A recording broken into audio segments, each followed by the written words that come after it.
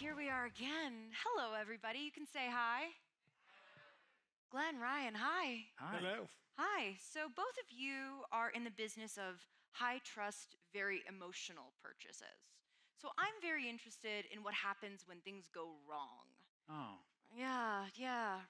Ryan, you have a story about this around a $50 million in ChatGPT? that's where you want to start this whole Let's convo? start. Yeah, Okay, great. absolutely. 100%. Sweet. Welcome. You Hi, all want to hear everybody. the story, right? Yeah, great. Sure. Listen, something I used to say a long time to salespeople is people hate being sold, but they love shopping with friends. They love being told what to do. And the wealthier they become, the more they just want to be told what to do. I think because they like to diffuse and defer blame. It's never their idea. We had a transaction, this was a couple months ago, took a long time to put together. It's a big penthouse in New York City. We finally got to terms, put the deal sheet, contract went out at $50 million flat. A really difficult apartment to comp, right, in terms of public comparables. Why was it so difficult to comp? Because it's a one of one, it's a one of a kind. You can't use, especially when pricing trophy assets, it's hard to price within the building. When you're selling a condominium tower, you're selling inside a vertical neighborhood. So apartment 10A does not sell at the same price that 30A does, and does not sell at the same premium that the penthouse will sell at. And then you look at other penthouses, they have different views, different structures, just some of them have this, that, the other.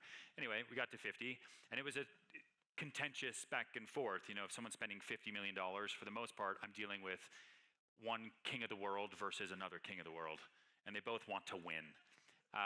And so the buyer at the 11th hour apparently went on ChatGPT and typed in, I'm looking to buy this, is $50 million too much? And it basically told him yes. And so the broker called me, who was representing him, and said, listen, my guy's out. ChatGPT told him not to buy it. And I said, that's dumb. That's stupid. Your client's incredibly smart and wealthy. Isn't he using the data? And he's like, I don't know what to tell you, man. Super intelligence just told him, don't do this. It's not worth it. So I go into my seller and I say, I don't know what to tell you. He's not going forward with the deal because ChatGPT told him 50 was too much. So he did what anyone would do in that situation. He went to ChatGPT and said, I have a buyer that no longer wants to spend 50 because you told him not to. Is 50 million too little? And ChatGPT said, you know what? You're right, it is. And so then he sent me the report. And then I went on, as I tend to do, then I went on social and I made a video about it. Without thinking about the ramifications always of what happens when I do that. I think 3 million views later in like 3 hours, both clients had seen it.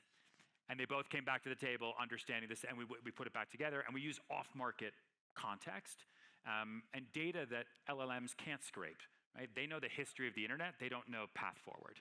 And they don't know what the internet and Reddit and Zillow and Realtor.com does not know. And we got the deal done. And now I can tell that story as a win and not as a fail. But it got close for a minute there. It did get close. What does it look like for you, Glenn, when AI goes wild? Yeah, we do not have that kind of situation, thankfully. That's a big vacation. Yeah, it's a different. But the problem we do have is not our platform, but you see this happening. In conferences, I'll read about it and learn about it. Is there's so much AI slop going out now, and people, unfortunately, there are these criminals who will create fake listings and go through and put all this information up. It's very easy to create photos that seem real. They're not, of course. And people will then think that they can rent this beautiful villa for a nice amount of money, and they will end up showing up, and the thing doesn't exist at all. The money's gone, and it's 10 o'clock at night, and there's no villa.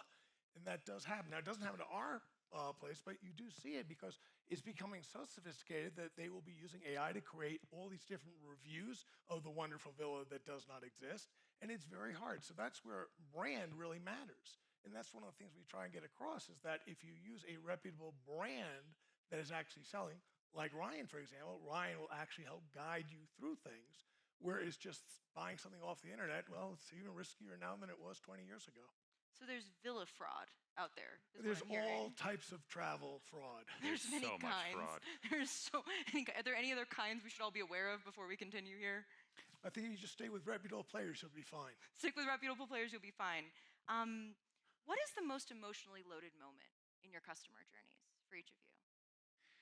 I mean, I think for both of us, right, it's different. I mean, we very different amounts of spend. So we think about it, dollar amounts. For me, people are either selling or purchasing and spending the most amount of money they're probably ever going to spend in their life. And so you have, purchase and product, the two P's. And we try to determine which is the most emotional, and that's where human judgment can come into the most play for us. For us, the purchase is the most emotional. It's the transaction layer that's the most emotional. Once they get through that, only if something really goes wrong, we really don't hear about, the actual purchase being something that we have to then get involved in, right? You buy it, you're great, I'll touch base with you once a year, maybe we become friends, and we try to decipher it that way. So, we use technology to automate as much of that transaction layer as we can, so we can focus as much of the human judgment on top of it to make that process that much more simple. Yeah, well, travel is always has an issue of uncertainty, which gets people nervous. Now, it's all the level. You're just going on a business trip. You're just flying to another city. Not that big a deal. Worst that happens, you don't show up on time. Not at the great. If it's a destination wedding, that's a big issue. Now you're going to try and set up this wedding far away, and you know nothing about it. That's a big one. Anywhere in between, though, you want to make sure that what you're going to do is actually going to be what it will be. And that's where AI can really be helpful in providing all the information, making judgments about what is good, what's not good, et cetera. But at the end of the day, though, is the question, well, can you trust that AI or not? And that's the interesting thing about where is your level of trust with the thing. So again, it goes into if you're using somebody who is actually an intermediary like ourselves, where we actually have the actual proof, people have actually stayed at that place. Those reviews we know because those people paid us money for it when they actually didn't get a bad review. That's good. The problem will be is when they're just going to a large language model and it feels trustworthy. It speaks back to you. It's got incredible fluency that makes your brain think this is truth. But just because it reads well doesn't mean it's truthful. And that's something people's minds have a real hard time doing. And people are the trust level's very high, much higher than it should be with just going to a large language model. Now, Glenn, this is something you flagged, I think because you wanted me to give Ryan a hard time. But there was a recent piece in the New York Times where a journalist sold his own house using AI successfully. I want to read you all a section. The quote is, "I'm persuaded AI may well transform real estate agents into something more like travel agents. Once essential to navigating an opaque process, they soon become more of a nice to have." Ryan, how does that make you feel? Like, You don't buy it. his home didn't sell because of AI. I think that's a poor use of vocabulary. I think he was able to replace some administrative tasks using newly available technology and tools. His home sold because of a lack of inventory, current interest rates, and active buyer demand. Like that's what moves the housing market. It's supply, demand, and rates. Like that's it. There's attack on commissions, there's attack on people, there's attack on tools. At the end of the day, those are the three major movers. What we built, something called Simple, which super high level is an operating system for back office for salespeople. Kind of into the weeds, it's an agent orchestration platform that coordinates multi-model responses to complete administrative tasks for salespeople, which buys back like 80% of their time so that they can be advised intelligence for that seller so he still doesn't have to do it. I also think that's a reporter, and I don't really trust all reporters, no offense. I'm not taking it personally. And Not I think right now. he was doing an experiment, right? It's like an experiment. Let's see if I can do this. And it's just like asking ChatGPT, is $50 million too much? You're asking it to prove your assumptions. That's what you want because it keeps you in platform, right? It's the same thing like going to Netflix, right? Netflix wants you to stay in platform. Do not go to Hulu, so help you God. Chat wants you to do the same thing. It's 1996 PageRank, right? It's Google sitting there and saying, how are we going to determine how to keep people here, stay in platform? It's just one massive popularity contest. And so, sure, if you ask it to help you sell your home, it's absolutely going to do it. But I don't think it does it any better than having advised intelligence using that tool set, but with proprietary data. Chat or any of the other LLMs use publicly accessible data, right? Like something, we were just talking about Palm Beach a little bit earlier. A separate transaction we just did, at the end of the day, once we bought up all the houses around the block, is like $308 million. Palm Beach is the real estate gift from God. And very, very difficult to do that type of transaction using an LLM because all of the data was proprietary and everything was off market and nothing was public. But our tools, like ours, simple, our agents were able to complete that transaction because the data was proprietary to us. And if they'd just gone into chat, it would have said, no, don't do it. I mean, 308 is a big number. So that's a tough one to comp, but you kind of get the idea. Yeah, it's interesting because, again, it's the idea of using a specialized system that has proprietary, and that's why we are building and have built many systems for our own customers, because there is a big difference. You've all had terrible frustration traveling, because every human being has had that. And you would like to have a system that actually would not only solve the problems that are happening in things, but make them not happen beforehand. So for example, Ryan and I, yesterday, we flew separately. We came from New York to Denver, and then Denver to here. Now, we both had the interesting experience of getting on a plane in Denver, pulling away from the gate, hanging out on the tarmac for a while, then going back to the gate. Were you on my plane? No, I was on a different plane. Oh. It happened on multiple planes? Here's the thing is, so our system, what I want, the AI system that we are building here, what I would like to have been doing all throughout the day while I was coming from New York saying, Glenn, it looks like the weather in Denver is not so good. It will only take 4 hours to drive from Denver to Aspen. So here are your options. You could drive, there's a shuttle service, or you could pay the money and get somebody to take you in a car service. We believe the probability of you getting to Aspen on the flight is low, so we suggest you take that. If you'd like to do that, just say yes. I will rebook this whole thing, so we will give you the refund on the leg to Aspen. We will give you the rental car at Denver, get you here. All that done automatically. What you want is that assistant in the pocket or a travel agent in the pocket who is solving all of your problems as they are happening and thinking ahead of you. So not after it's happened, but before it happens, so it can actually take some action. That is what we are building and have built a lot already. Anybody use OpenTable? Raise your hand. Use OpenTable? Yeah. Do you use the OpenTable concierge to ask questions about the restaurant or not? Listen, my kids have food allergies.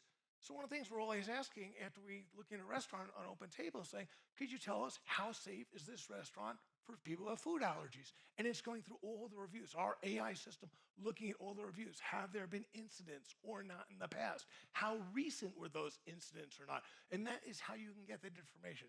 Look, AI is wonderful. It's going to make our lives so much better, but you still cannot just be out of the loop. You still have to maintain your own vigilance in what it produces for you. And unfortunately, what will happen is we'll become more and more used to AI and we'll give up that vigilance. And that's when, unfortunately, the unfortunate event's going to happen. And that will be because you weren't paying attention. To this end, where does AI not go in your businesses? Because of the law, ethics, or just plain common sense? Yeah, those are good reasons. All good reasons, right? Listen, it is very difficult to trust something that has no accountability. Like, I have a fiduciary to our clients. Everything that has a human in the loop has litigation risk, which used to always be a bad thing. Now is potentially a good thing because your fiduciary is to the outcome of that transaction, right? You've got the purchase, and then you've got the product. And so it's almost made human judgment that much more valuable, like I was talking about, because the customer knows you are accountable to this outcome. And if it does not go the way you say it's going to go, I'd rather sue you than OpenAI. And so it's put even more pressure on the salesperson, but it's created this sort of level of advised intelligence. That Palm Beach deal I was just talking about. At the closing, afterwards, I was invited to his boat in Palm Beach, which is the coolest thing of all time. The greatest boat. Yeah, it's just life. What kind of boat was it? I think it was an aircraft carrier. It's hard for me to say. And I'm on there, and he's much older, and he comes out, and he's holding my first book, Sell It Like Serhant, that I wrote in 2018, which gave me a small heart attack. Because when clients read my books, then they know how I think and talk and write. And then I don't want them to use it against me, right? Because he was like, oh, the wow moment, you used that on me. And I'm like, well, it worked. And he's in AI. And I asked him, like, why are you reading it? He's like, AI will be able to democratize almost everything but trust. And so it's that layer of trust, especially in what we do, where we're going to be able to be held accountable, that I think will be very, very difficult to replace. You know, it's interesting about you saying trust and how when something comes out that's new, we're by nature, humans, we're a little scared of it and like not so sure whether it's good or not. Over time, you develop in a relationship that it's okay to trust. And look, we've seen this go all the way back when cars first came out and I'm getting out of my horse and getting a car. Well, it certainly had that flying. People at the beginning were very afraid of flying. Now nobody cares. Most people don't care. They get in a plane, even if it's coming from Denver to here. You get scared when you're in the plane. It's different. And that's the issue of will we start saying, well, I do trust AI in all ways, all shapes. There's every single part of our society, every element and such. And that's where it's going to be interesting, though, because when we do that, where is that people who are owed that responsibility in that machine, so to speak? Who is responsible at the end of the day when that information comes out or not? And look, that's why we have regulators. That's why we have governments to come up and decide who's going to be assigned the responsibility if something does not go right. If something does go wrong, you trusted it, it didn't go right. Look, I absolutely, we are trying to use it in every single way because I do believe it's an incredible benefit for us, but we have to do it responsibly, carefully, and make sure when things do go wrong that we admit it and correct it. Now, I'm going to come to you all for questions in a moment, but I want to run a quick experiment. Everyone here, would you use AI to help book travel? Raise your hand. Okay, yes. Would you use AI to help buy a house? Okay, did those answers surprise you guys? Yeah, the housing thing does. Let me ask you a question though. They didn't raise their hands for the houses, but wouldn't you think they'd be going on asking questions too? Oh, they large do. time? Absolutely. We have, and we've integrated it into simple for us so that you can be having those conversations and asking those questions with us, with your advisor. Yeah. Like at the end of the day, if you want to buy SpaceX on Friday by yourself, you can do it. If you want to be advised on if you should, there are a lot of well-compensated, very smart people that you can speak to. Are they going to be paid for that advice? Sure, but you get what you pay for all the time. I think you have to split trust into two buckets. You have micro trust and macro trust, right? So the same way you have micro wins, during the day, did I wake up on time? All right, good win, it's gonna be a great day. You have micro trust, which, maybe booking a small trip, not a destination wedding, but a small, and I've done that. A small trip is micro trust. Absolutely, let's automate this. I don't wanna talk to anyone on the phone. As we were talking on our prep call, human in the loop for you is when there's a problem. Human in the loop for me is pretty necessary. But, our business globally is a $400 trillion asset class. In the United States alone, it's a $1.5 trillion transaction class. And you don't reinvent a $1 trillion transaction from theory in the boardroom. You do it from inside the chaos so that you can solve problems that people are actually trying to solve. And so, yeah, I think everyone in here just became a client of mine, which is super helpful. My email is ryan@serhant.com, first name at last name. This is being live streamed, right? Good. Great. Even better. Do you know me? My whole life is public. That's true. Questions for Ryan and Glenn? We have time for maybe one, maybe two. Over here, the mic is coming your way. Name and who you're with. Shira Cohn with West Monroe, and this is for Ryan. I work in PR, and a big challenge is balancing playing it safe versus grabbing attention. Your approach, especially through owning Manhattan, shows the professional side, but also some of the imperfect sides of the business. How do you decide where to draw that line, and how has that transparency impacted your business? Good question. Listen, like up until the last couple years, my product was me. And the more people who knew me, the more people I could sell with. And no one cares about houses. No one's ever come to me to buy a house. They've come to me to buy or sell a house with me. It's kind of the question you were asking before about that guy, he sold it because of AI. Right? Are you buying because of or with? Two very, very different words. And so, on the risk side of that, there's obviously privacy and personal life, but I've always tried to keep it in such a point where, like, would my dad be able to watch this? Would I get a call from my mom after this? And I definitely do get some of those calls, And now, like, would my daughter, is she going to be okay doing it? And the only time I've ever done that is, like, I was butt naked in season 2 of $1 Million Listing New York. Yeah, someone just said yeah. I don't know who just said yeah. Someone's got that as a screensaver. That was like, that comes up more often than I guess I just brought it up. Damn it. But other than that, there's relatability, and so people want to work with the human, they want to work with the person. No one's ever come up to me on the street and said, oh man, season 1 of Owning Manhattan, when you got $4,200 a foot for that, no one cares. What they come up to me and they say, remember that time you jumped in that pool? Remember that time when you got married in Corfu? We saw your baby. It's always that stuff that you can connect to, and people hate being sold, but they love shopping with friends. And so you've got to balance the personal to a limit with the work. Otherwise, you're just a walking advertisement and no one wants to be pushed. Any other questions? We have a question over here.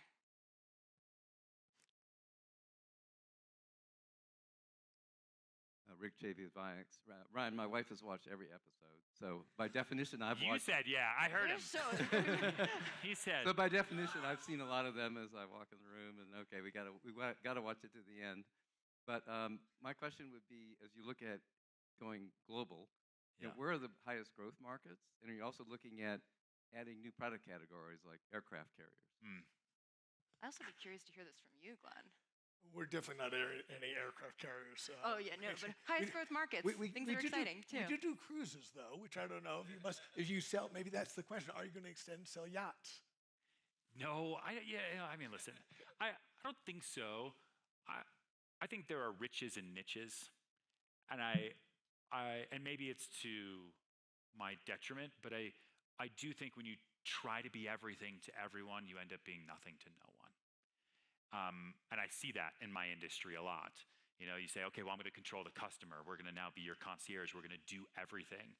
But I don't know, like if what Glenn was doing had 17 other products, I don't know if I would go to it all the time the way that my company does to book travel. It's interesting because I trust them, because they trust you. Yeah. They trust you, and if you're going to sell yachts, they're like houses on the water, they're like that. But it's interesting because we are doing that with AI, because we are building out we want to be that travel agent sells everything from the time you start thinking about travel to leave your home, go on your trip, do everything. Because nobody goes to a place just to hang out in a hotel room. You go to do stuff. Do that, and when you come back, provide everything. So I could see you expanding and giving like a concierge service. You buy the house, and then you get that $300 million house. You probably need some staff.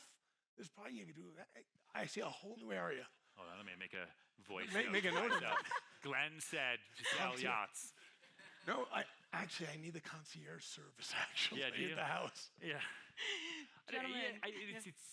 It's tricky prospect to go into other things because you're not a specialist, like we are hyper specialists and go-tos for luxury real estate nationally and soon to be internationally, residentially, and slowly building out commercially. The minute you start doing other things, like you wouldn't go to a heart surgeon to do your knee, even if they're incredibly smart and they work in the same hospital. So then I have to start thinking about, okay, am I selling the best heart surgeon abilities, or am I selling the hospital? That's a very different business.